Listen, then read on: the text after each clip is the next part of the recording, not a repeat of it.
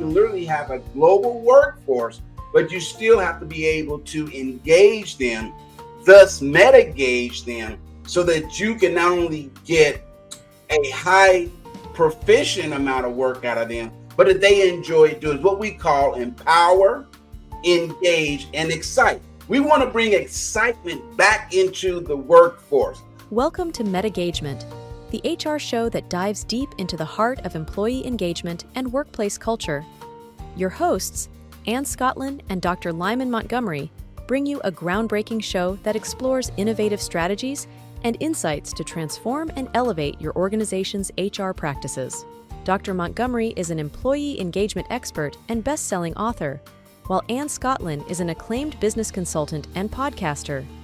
Together, they will unpack the complexities of modern HR challenges and reveal innovative solutions that can be immediately applied to your workplace. Please welcome Ann Scottlin and Dr. Lyman Montgomery. Welcome back, everyone, to Season 2 with Dr. Lyman Montgomery and myself, Ann Scottlin. And we have a great surprise for you. Hopefully you caught our announcement last week. This season, our show is called MetaGagement. And Lyman, tell us a little bit about what we're going to be talking about. Yeah, the first season was all about mindset, the meta mindset. We wanted you to really think about doing things different, that out of the box thinking. Well, we heard you loud and clear. You wanted more application, and we wanted to do something a little different. And we wanted to gear this season towards those that really are at the forefront of making sure that people are engaged, and that's the HR field. And so this series that for this season is MetaGagement-HR. And what MetaGagement is, think of it this way. It's the marriage between engaging individuals at work and going beyond, above, out of the box to get that transformative results. Thus, MetaGagement. So I'm so excited about this season. Season 2. Can you believe, Ann? I know. Season 2. It's all about getting meta-gauged. We're already there. And what's really amazing about this new subject and what I'm really excited about is this applies to literally everyone in business and honestly everyone in life, because we all work with people, we all work with groups, we all have teams, families, social environments. So there is nothing here that will be wasted on anyone, no matter who you are. But we do this as a special gift to our HR professionals out there. And, we've been in that field. Lyman's been in the field for, I think, 25 years. He has books published on it, certified in everything you can think of. So we know what we're talking about, and we can really bring something special and unique to the HR field. And then the other element that we brought from Season 1 is the concept of what we were calling a meta mindset. So meta in general means to go above and beyond. And in this case, we're using those tools, those neuroscience-based solutions that we taught in meta mindset in MetaGagement. How can you take your engagement and re-engagement with your employees to the next level, right, Lyman? Absolutely. Not only that, but let's say you're an entrepreneur, right? So yes, we're geared towards the HR profession, but also if you're an entrepreneur and you have a team, even if it's a volunteer team, you still need to know, how do I engage my team? Engage, let's say you don't have a workforce, but maybe you're dealing with contractors. How do you engage contractors, whether in Upwork, Fiverr, to get them to buy into what you're doing? So again, we didn't forget about the entrepreneurs, but we wanted to focus and target on the HR community. But this is for everyone. If you are an entrepreneur, if you are thinking about starting a business, if you're thinking about building a team, even a sports team, you still need to know, how do I engage, or I like you said, and re-engage those that may have become disengaged. Yes, and I think part of what you and I get excited about, and in the fields of neuroscience and business that we've both been involved in, is understanding that going meta, as we call it, meta mindset, engagement, it really gives us and all of you the possibility of making the possible probable. Because we all say, wouldn't it be nice if, wouldn't it be great if, wouldn't it be amazing if, all the people on my team or all my people in my company could do this. And especially when it comes to engagement with each Yes. other, with you, with management, with the clients, with everyone. So, but just making a wish doesn't make it come true. So we believe that the solutions that are already at work in HR have been, some of them tried and true, and some of them is still being tried. And some of the initial solutions for those things have worked partly, but maybe not as much as we all would have wished. So we would like to help make the possible probable by taking it to another level, challenging the status quo, maintaining an open mind so that we Yes. really help transform HR with innovative strategies and actionable steps. You said it beautifully. The only thing that I would add to that end is think about this. During the pandemic, we saw a mass exodus of people leaving the workforce. Post pandemic, only about 65% of those returned. And the 65% that returned, they returned to a totally new workforce, new scheduling, first time in the history of work. What are these remote hybrid schedules? How do you engage a remote workforce? So now you may have a workforce that actually never have met their supervisors outside of a Teams meeting or Zoom call, because now you can literally have a global workforce, but you still have to be able to engage them, thus meta-gauge them, so that you can not only get a high proficient amount of work out of them, but that they enjoy doing what we call empower, engage, and excite. We want to bring excitement back into the workforce. We want people to feel empowered to make decisions and ultimately be engaged in the work that they do. But also, and you bring something that I absolutely love, and that is beyond what we call on the clock and off the clock. You want to talk a bit about off the clock? Yeah, so basically our show will have two segments. This is a little reminiscent of season one. So segment one of metagagement is on the clock. This is talking about on the ground in the office, in your HR field, and other business people dealing with similar, whether it's outsourcing or management issues with people. And then part two of our show is going to be called off the clock. It's that simple, and it's really obvious what that means. How do you take the meta engagement principles and what we've taught in meta mindset, going above and beyond, into the rest of your life? How do you Yes. deal with those challenges? Because if we learn to deal with the challenges in real life, we're going to be reflecting that when we come into the office and vice versa. So we have a tremendous opportunity, especially in the field of HR, to create an impact locally, nationally, globally, of how we live life and how we interact with other people. So we like to have fun in our off the clock section. We stay appropriate, but we're willing to hash out some of those difficult arguments, those difficult questions that some of you send in. Yes. So we're Yes. really looking forward to that as well. And I'm just, there's a lot that we've worked on in between season one and season two. And the other thing that we've done, we got a new website launch. Yeah. It is streamlined. It is easy to navigate. The last one was okay, but it's a little difficult sometimes to find things. We basically went back to the drawing board, met with our team, and said, listen, we want to have a simple process that is clean and easy. We even changed the name. You want to talk about that, Ann? Um, well, let's see. I'll let you talk about that since Okay. you picked the I'm ahead of URL. myself. I'm ahead of myself. But no. So the name of the website. So our URL now is metagagement.com. But if you go to the old URL, you will also You still also arrive get at there. the Yes. same place. So that's the really good news. So we tell a lot of stories on this show.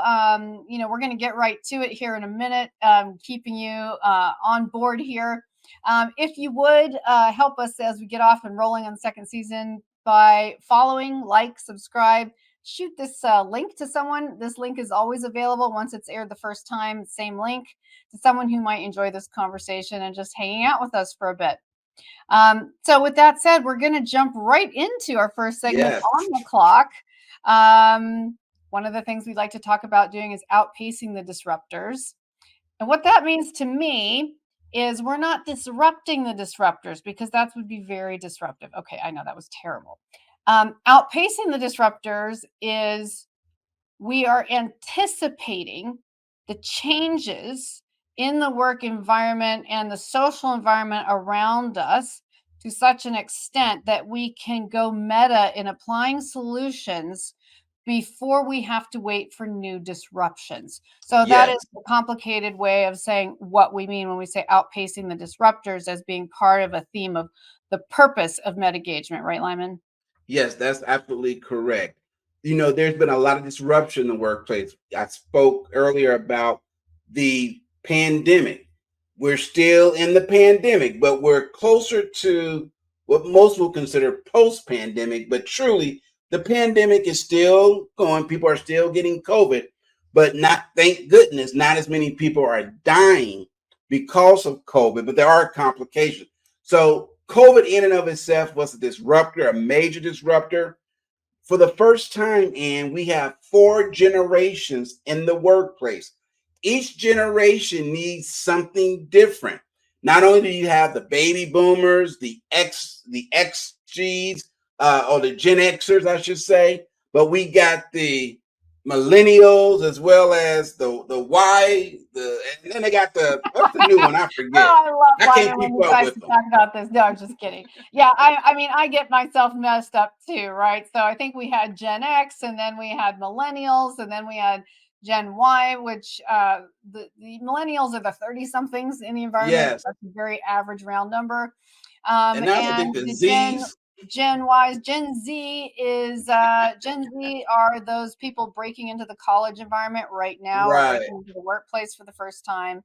And now we're back to Gen A, I guess, which means like the Yes. 11-year-olds have their own generation. But yes, and every one of them has their own dynamic. That is true. And I was Which just creates a saying, disruption in yeah, and of itself. Thanks, Ann. And one of the things that's important to understand, if you find yourself as let's say you're not in HR, but you are a supervisor, and you might be saying, how do I engage? Because it's differently trying to engage a 21-year-old fresh out of college, a 21, 22, 23-year-old that's fresh out of their, starting their career, entry level, and someone that might be a Gen Xer in my population, 50 plus, that we're, looking towards retirement. But then you also have the baby boomers that may be, hey, I got another 2 years, or matter of fact, a couple of months, and I'm out of here. And so, how do you keep everyone not only engaged, but what Gallup calls actively engaged, and also feel significant in their role? Because each generation needs something different. We were the generation that I grew up in, the Gen Xers. We were known as the latchkey kids, very high functioning, independent. Sometimes that gets us in trouble, not very collaborative. Whereas millennials tend to be highly collaborative. They believe in the power of the hive or the tribe. And then you have what many consider to be the Gen Ys as highly technical, and they have a much global community. Each one of those needs something different. And what meta-engagement is all about is seeing each one as an individual and not just a name on that line. And what I mean by on that line is, okay, you are a receptionist. No, you're more than just a receptionist. You're a painter. You're more than just a painter. And too often in HR, and that's how we view the workforce. You either was a number, or we identified you by your position title.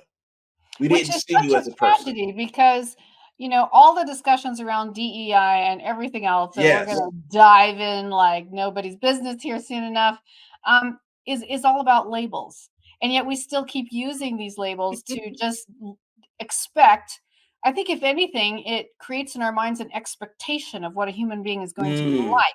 I don't care whether it's DEI or if it's just literally their job description, the CEO, the receptionist, any person at any level within the company, and as opposed to who the person really is. And that's part of yes, what we are going to be talking about here. And some of that's going to be controversial, which is addressing the whole yes, human in a human way. We've, in our efforts as a world community to become more inclusive and to accommodate the DEI requirements and advancements, which have been phenomenal, there's also been like a certain, how would I say it, sanitization ooh, that's of good. the workplace that no longer allows us to be spontaneous human beings, to be ourselves. And people are living in a spirit of fear of insulting anyone, of accidentally doing anything. So people pull back. You're not going to get engagement when everyone's pulling back because they're afraid they're going to offend someone else. So how do we reevaluate these situations? Oh, that's so good, and that is so good. Oh my God, we got a commercial break coming up in about literally 3 seconds. Well, we'll just do it now then. So we're going to take a really quick break. And if you would, while we're doing that, like, subscribe, shoot this link to someone who'd love to join us, and we'll be right back. Unleash the power of strategic neuroscience with focused Meta Mindset Inc. Boost your decision-making, sales, sustainable growth, and customer engagement. Scan the QR code now for an exclusive consultation. Elevate your profitability with focused Meta Mindset Inc.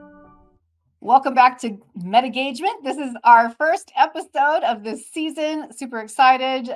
If you missed what we're doing differently, you might want to rewind or jump back to see what we talked about already today.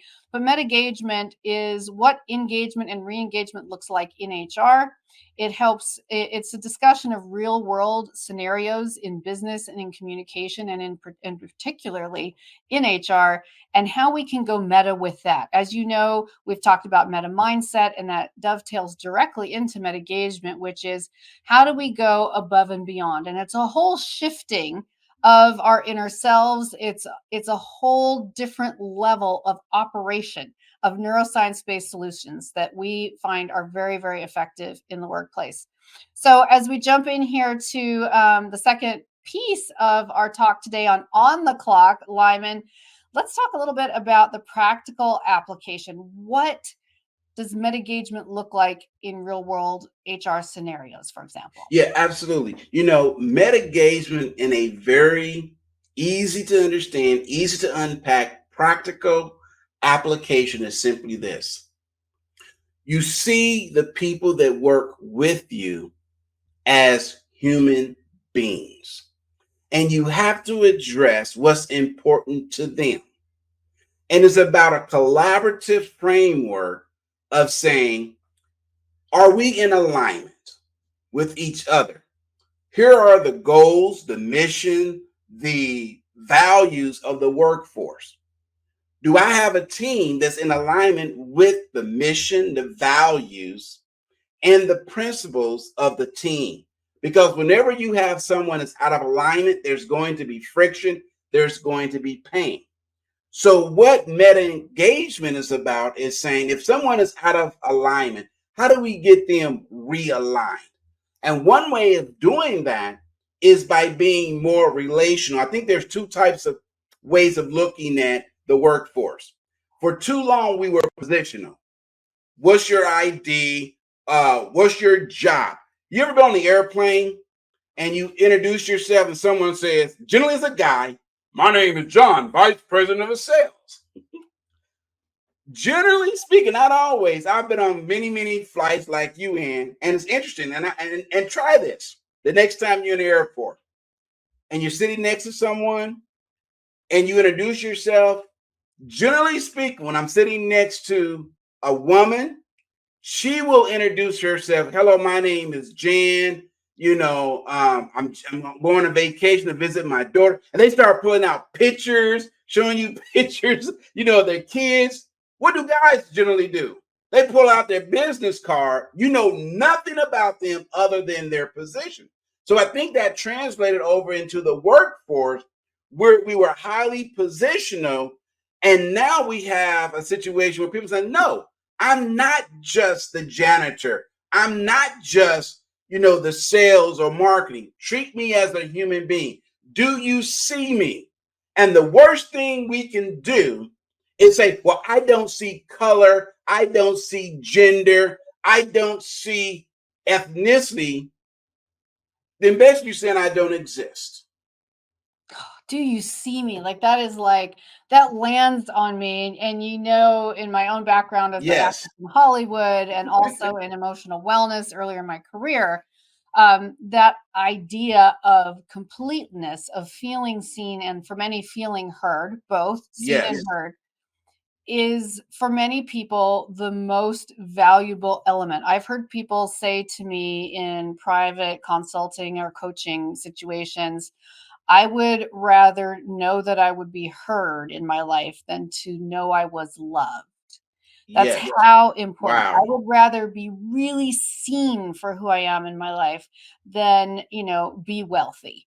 Mm-hmm. Because that's what's really satisfying and important to people. And I think the example on the airplane is such a good one because um, sometimes we need to remember that our job as human beings, no matter what your role in the company might be, is connecting to other human beings because it's not just for myself. It's not just for you, the other person in the seat. It's not just for my company. It's also for, stay with me here, how we are in the world together. The Yes. more we make the world a meaningful place where humans are seen and heard and respected in all their different positions and all their differences, the sooner the workplace becomes more streamlined. As we streamline the workplace, we get to actively affect our culture. Look how much, Yes. good, bad, or indifferent, a lot of good, Hollywood has influenced the culture in the United States and thus globally in the last, 100 years. Unbelievable amount of influence. And the norms that often start in screen or with people who are leading the charge in one area or another often carry out over next into the workplace. And this is where the rubber meets the road, where it goes from principles and concepts to actual governing systems, to actual systems within a company. And from there, it Mm-hmm. drifts down into education and into our families and into our social lives. So when you meet someone on the plane, it's not about comparing business cards. It's always about how can I connect this person as a human being? And you know what? I've learned so many times, Lyman, and I love people and I talk to everybody. And so do you. I know you do.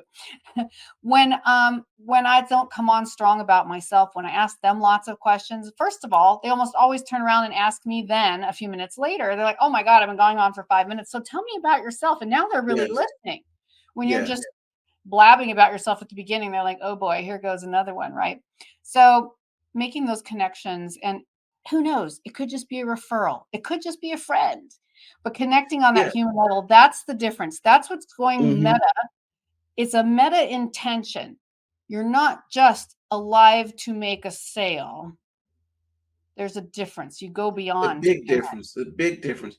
And it's about those connecting points. If this is what I would say, point number two when it comes to how do you meta engage or meta gauge the workforce?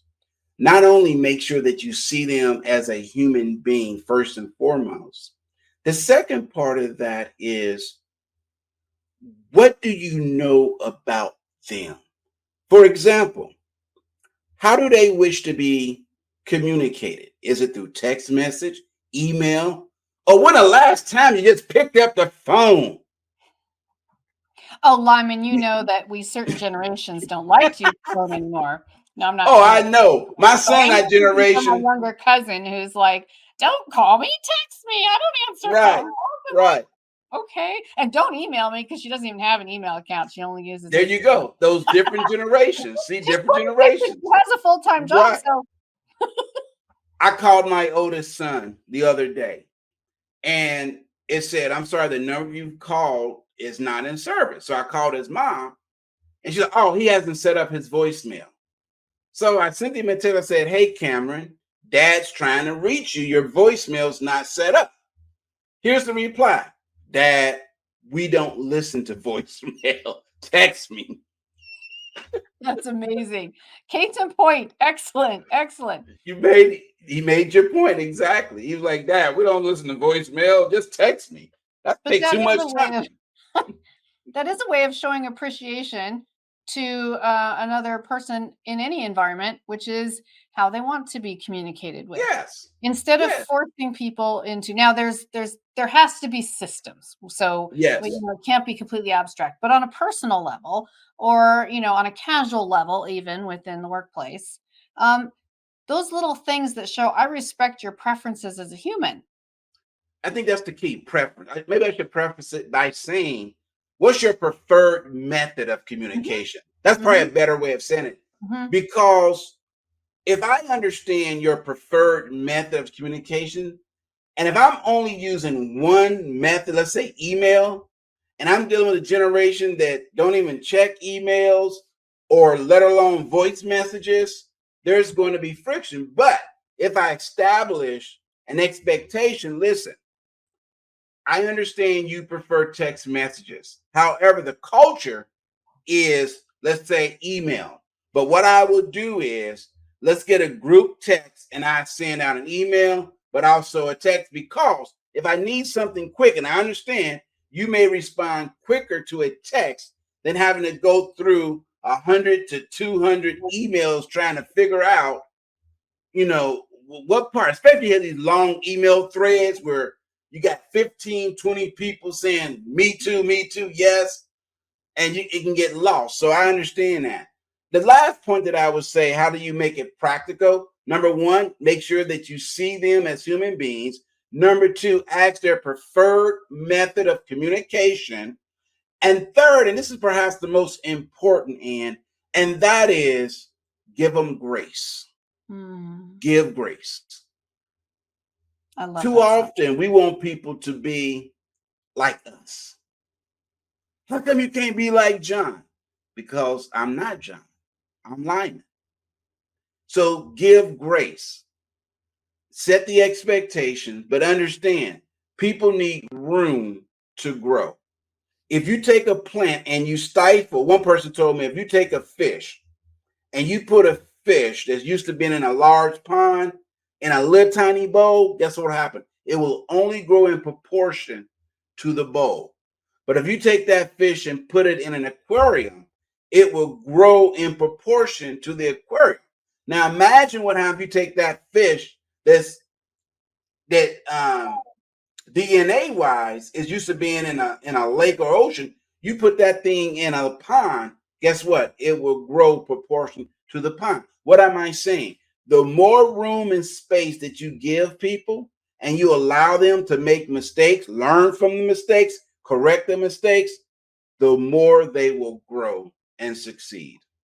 absolutely. And the more we get to benefit from the inherent skill and wisdom and talent of people, that by letting them expand beyond the cookie cutter, right? Yes. Expanding beyond the cookie cutter. Um, I'll use an example of neurodivergent professionals, or what I like to call neuroconvergent, because that's what we all are in I the end. like Because that. we can't all have something. We all are just human. So, but the coming together, allowing people who have different and unusual behaviors to help us take our businesses to the next level because they excel so tremendously in a particular area, and respecting that. Social intelligence versus just academic certification, Mm, massively important.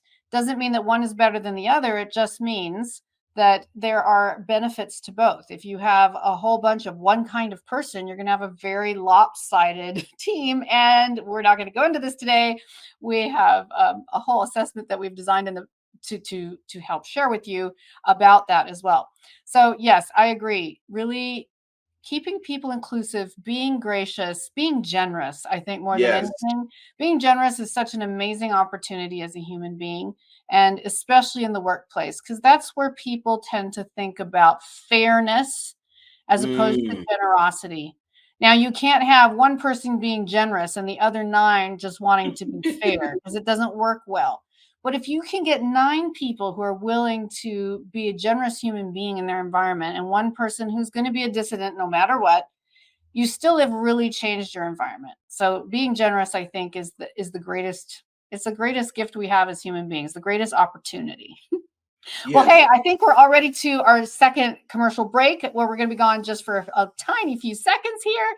And then we're going to come back and jump into our very last segment for the day, which is off the clock. How does MetaGagement, how does Meta Mindset work in the real world when we go home, when we leave the office, when we Yes. go out with the team in the evening?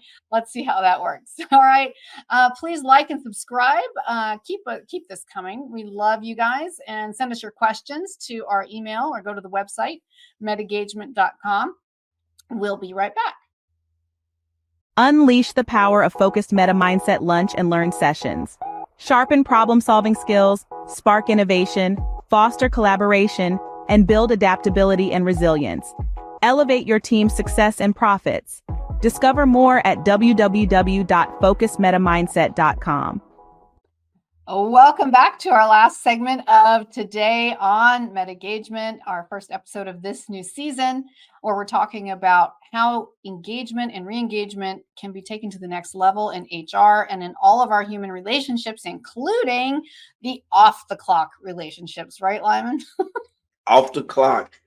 And that's something that we were very intentional about, is understanding when people leave work.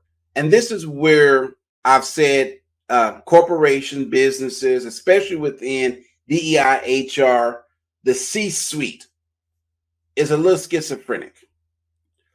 We will say things like this, Ann. Whatever happened at home, leave it at the doorstep when you enter the workplace. Now, that makes a lot of sense. The problem is, should that also work when I leave work? That I should leave work at work, so when I get home, I can meta-gage my family? Help us out, Ian. Well, I think this is the whole thing about, work-life balance is out the window. It's no longer relevant. Then a couple years ago, we were all on work-life integration because it made more sense in a post-COVID environment. And now it's more about we're a whole person wherever we are. Yes. Many of us work remotely, not all, but many people do. And where we're even the environment is still home when we're home. So we have to start looking at the whole person. And if you come into an office, you are bringing what you have at home with you, the stresses of the day. Doesn't mean you have to share every intimate detail with everyone in your office space, but it also means that we need to take account of you in your humanity. You're not just a number, you're not just a cookie cutter, you're not just a badge. You're a human who has all these different elements. And I think, again, the richness of what we offer to each other as human beings is by including ourselves in a bigger space, finding out what connects us. One of the things I always say, off the clock, not on the clock too, but off the clock, is what do you have in common as opposed to what's different about you? We tend to use our eyes and sometimes our ears to instantly judge differences. It is the human nature. It's even part of the animal kingdom. There is, a noticing that goes on, right? We do see, you can't pretend not to see certain things. I mean, we have phrases that say you don't see color and this and that and the other, but those have a different meaning. So we do see. We see what we see, but the question is, how do we connect in a real way without just creating that judgment? How do we create open? How do we go meta in line at the grocery store? How do we go meta with the next door neighbor who really makes us crazy? I could give a whole litany of stories about a next door neighbor of mine who was driving the whole neighborhood absolutely crazy. The homeowners association wanted to get them to move out and they couldn't. If anyone's ever lived in a homeowners association, you know what I'm talking about. But I see every one of these opportunities is great because it's an out of the office experience to practice the same way of being. We are the same person. So how can we apply these tools outside? And I'm sure you have your own stories. Yeah, when you were talking about that, And it reminded me again how the workplace has become this sort of revolving door of craziness, okay, and disharmony. And yet we say we value diversity, we value equity, we value diversions of thought, diversity of thoughts. But yet in practice, we do the opposite when we get home. For example, we will be more tolerant of an employee and get home and have zero patience for family members, for friends. And we use the excuse, I'm sorry, I'm busy. I have work to do. And I think part of the problem is that we're just now starting to talk about taking time to decompress before you go into the home, sitting in your car and just relaxing, maybe taking a different route, take the longer route home. If you know that you're going to be irritated taking the expressway and stuck in traffic, what if you took the scenic route to give you that time mentally to decompress? So when you get home, you can be there and show up as a full, attentive, in the moment person. What if we also did that going to work? What if we decompress before we get in the office? We know we got a lot of work to do. Are we getting up early enough? Are we rushing? You know, when I used to go into the office, and if I got up late, it seemed like my entire day I was behind. I couldn't find my keys. I couldn't find my glasses. It seems like, I got behind. Every car was doing 20 miles an hour. I hit every light. And so when I finally got to the office, it took me literally like 20 or 30 minutes to get my head straight. Have you experienced that? I know you're out in California. Oh yeah, I was thinking all those freeway illustrations is like the 405, the 101, the Santa Monica Freeway. Yeah, if you want to like really lose your mind. Uh, yeah, and I think there's a compounding effect, so That's good. from a neuroscience perspective as well, there's the element of we tend to see something go wrong, and once we're thrown off that curve, it's like Yes. we're driving with one flat tire. No matter what you do, it feels like you just careen off into the same Mm, direction.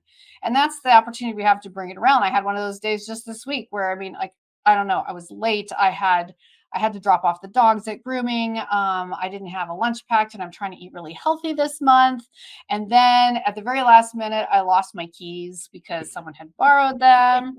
And I was then 20 minutes late just leaving. And then I had the address in my calendar wrong for the groomers who I'd never gone to before. So I went to the wrong one. And my day just kept going like this. I was just like, okay. hmm So by the time I got to work, so I had to just be smart. For me, charging straight into my workload, or in the reverse, if I was coming home, is not going to do anyone any favors. hmm It's part of that emotional wellness that is things that we should teach ourselves to do in all aspects of our life, in work, at home, taking 3 slow, deep breaths, just getting a grip with yourself. And I was going to say that as something you made me think of earlier, which was, how do we come into our home in the afternoon, the evening, whenever that is, and how do we really see and be present with the people there? Uh, how are you seeing and being present with yourself? That is Because awesome. every work that we do begins with us internally. And if you're nice to people at work and rude to people at home, it's I've because you seen it. haven't made personal growth. You're only doing it at work so you don't get fired. Right? That is true. I've seen people literally do that where they put on airs, right?